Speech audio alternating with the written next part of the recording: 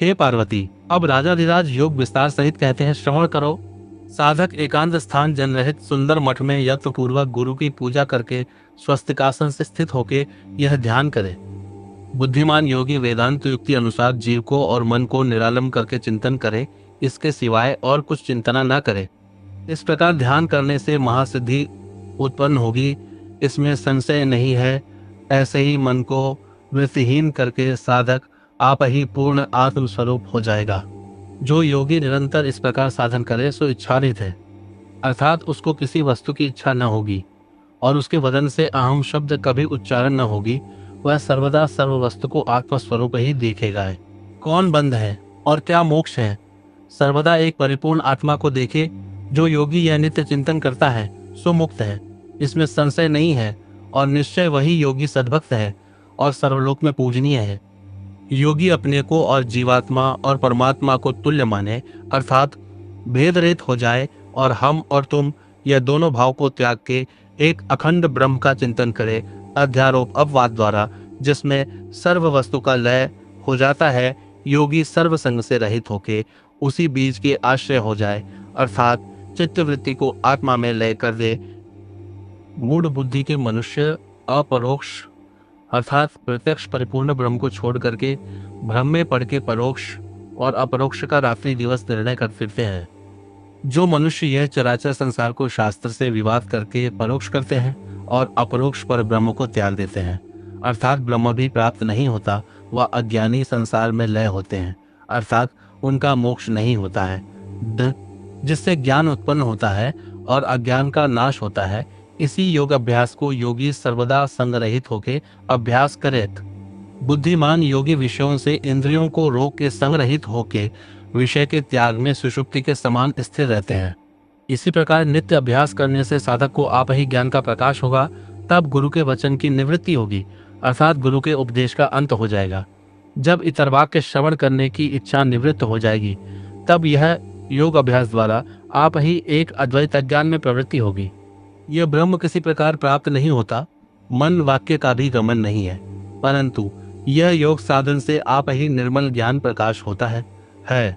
हठयोग के बिना राजयोग और राजयोग के बिना हठयोग सिद्ध नहीं होता। इस हेतु से योगी को उचित है कि योग वेत्ता सद्गुरु द्वारा हठयोग में प्रवृत्त हो।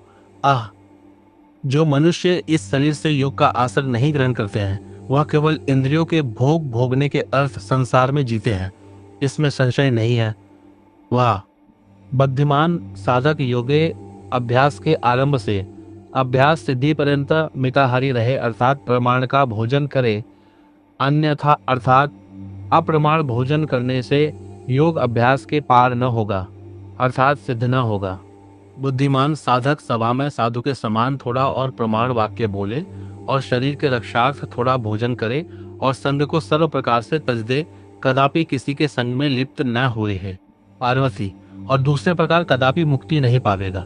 यह हम सर्वथा सत्य कहते हैं, इसमें संशय नहीं है। असाधक संग्रहित होकर एकांत स्थान में योग साधन करे। यदि संसारी मनुष्यों से व्यवहार बरतने की इच्छा करे तो अंतर प्रीति रहित होके बाह्य संग करे और अपना आश्रम धर्म कर्म ही इसी प्रकार करता रहे। इस हेतु से कि ज्ञानादि यावत कर्म है सब कर्मानुसार होते हैं। फट इच्छा रहित होके केवल निमित्त मात्र कर्म करने से कदापि दोष नहीं है। इसी प्रकार निश्चय बुद्धि से यदि गृहस्थ में योग अभ्यास करे तो वह अवश्य सिद्धि लाभ करेगा, इसमें संशय नहीं है। जो साधक पाप पुण्य से निर्लिप्त इंद्रिय संग त्यागी है, सोई गृही साधक गृह में रह के मुक्त है। योग युक्त गृही पाप पुण्य बद्ध नहीं होता। यदि संसार के संग्रह में पाप भी करेगा तो वह पाप उसको स्पर्श न करेगा। हे देवी, अब उत्तम मंत्र साधन हम कहते हैं जिससे इस लोक और परलोक दोनों स्थान में साधक आनंद पूर्वक सुख भोगेगा। हे देवी, अब उत्तम मंत्र साधन हम कहते हैं जिससे इस लोक और परलोक दोनों स्थान में साधक आनंद पूर्वक सुख भोगेगा। यह उत्तम मंत्र के ज्ञान होने से निश्चय योग सिद्ध होता है। साध केंद्र को यह योग सर्व ऐश्वर्य सुख का दाता है।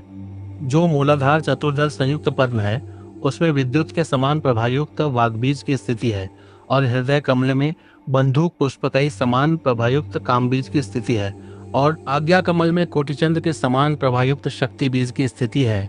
यह बीजत्रय परम गोपनीय भोग और मुक्ति के दाता है। यह तीनों मंत्र का साधक योगी अवश्य साधन करे। साधक गुरु से यह मंत्र का उपदेश लेके धीरे धीरे अक्षर अक्षर स्पष्ट उच्चारण पूर्वक स्थिर मन होकर जप करे। एक बुद्धिमान साधक एकाग्रचित्त से शास्त्र विधि अनुसार देवी के समीप में एक लक्ष्य होम करके 3 लक्ष्य जप करे। बुद्धिमान साधक हम जप के पीछे योन्याकार कुंड बनाए के कनेर पुष्प के साथ गुड़ और दूध और घृत मिलाए के होम करे ढा। बुद्धिमान साधक इसी प्रकार अनुष्ठान पूर्वक आराधना करके त्रिपुर भैरवी देवी को संतुष्ट करे तो उसको इच्छा पूर्वक देवी फल देती है। साधक विधि पूर्वक गुरु को संतोष करके यह उत्तम मंत्र ग्रहण करे। इस विधान संयुक्त ग्रहण करने से मंदभाग्य साधक भी सिद्धि लाभ करते हैं। योगी इंद्रिय निग्रह पूर्वक एक लक्ष्य जप करे तो उसके दर्शन मात्र से कामातुर स्त्रियां मोहित होकर के साधक के आगे निर्लज्ज और भयरहित होकर गिरती हैं। यह मंत्र 2 लक्ष्य जप करने से कामिनी स्त्रियां साधक के समीप इस प्रकार आती हैं कि जैसे कुलीना तीर्थों में भय लज्जा रहित होकर जाती है और साधक के वश में होकर अपना सर्वस्व उसको देती हैं। 3 लक्ष्य जप करने से मंडल सहित मंडलपति राजा साधक के वश में हो जाएगी, इसमें संशय नहीं है। और 6 लक्ष्य जप करने से बुल वाहन संयुक्त राजा साधक के वश हो जाएगा। यह मंत्र 12 लक्ष्य जप करने से यक्ष और राक्षस और पन्नग यह सच वश में होकर साधक की नित्य आज्ञा पालन करते हैं। 15 लक्ष्य जप करने से सिद्ध आर विद्याधर और गंधर्व और अप्सरा यह सब बुद्धिमान साधक के वश में हो जाते हैं, इसमें संदेह नहीं है। और साधक को हठ से विशेष श्रवण शक्ति होगी और सर्व वस्तु का ज्ञान उत्पन्न होगा। जो साधक 18 लक्ष्य जप करेगा वह भूमि को त्याग के दिव्य देह होके आकाश मार्ग से संसार में इच्छा पूर्वक भ्रमण करेगा और पृथ्वी के छिद्रों को देखेगा, अर्थात पृथ्वी में प्रवेश करने के मार्ग देखेगा।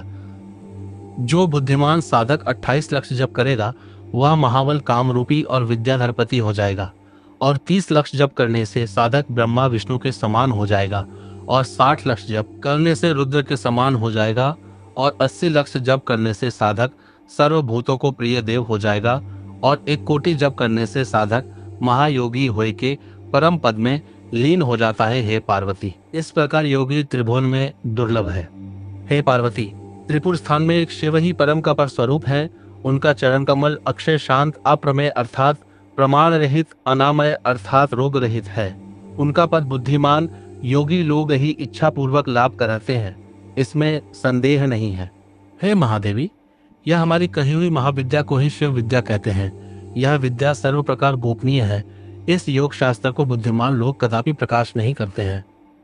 सिद्धिकांक्षी योगी लोग इस हठ विद्या को अति गोपित रखे या गोप्य रखने से वीर्यवती रहती है और प्रकाश करने से निर्वियों हो जाती है। जो विद्वान यह शिव संहिता का नित्य द्योपांत पाठ करेगा उसको क्रम से अवश्य योग सिद्धि होगी। और जो बुद्धिमान इस ग्रंथ का नित्य पूजन करेगा उसको मुक्ति लाभ होगी। मोक्षार्थी और सर्व साधु मनुष्य उनको यह शिव संहिता ग्रंथ सुनाना। जो क्रिया से युक्त होगा उसको सिद्धि प्राप्त होगी। क्रियाहीन मनुष्य को क्या हो सकता है, अर्थात सिद्धि लाभ नहीं हो सकती। विधान पूर्वक क्रिया का अनुष्ठान करे तो इच्छा पूर्वक लाभ से संतुष्ट होगा। और जो गृहस्थ होगा और इंद्रियों में आसक्त न होगा सो मनुष्य योग साधन से मुक्त होगा। जो क्रियावान गृहस्थ लोगों को जप करने से सिद्धि प्राप्त होगी। इस हेतु से योग साधन ने गृहस्थ मनुष्य को यत्न करना उचित है। जो गृहस्थ ग्रह में रह के स्त्री पुत्रादि से पूर्ण होके अंतरीय सबसे त्याग पूर्वक योग साधन से प्रवृत्त हुए सो सिद्ध चिन्ह अवलोकन पूर्वक साधना करके सर्वदा आनंद में क्रीड़ा करेगा। और ये सब संवाद शिव पार्वती का शिव संहिता में कहा गया है। और इसका अनुसरण आप अपने गुरु के सामीप्य से ही प्राप्त करें और अन्यथा ना ले। और आपका एक सब्सक्राइब हमें बेहतर कंटेंट बनाने की प्रेरणा देता है, इसलिए अभी तक आपने इस चैनल को सब्सक्राइब नहीं किया है तो सब्सक्राइब कर दीजिए और बेल आइकन को प्रेस कर दीजिए, जिससे इस चैनल पर प्रस्तुत होने वाली पुराण की बात और कथाएं आप तक पहुंचती रहे।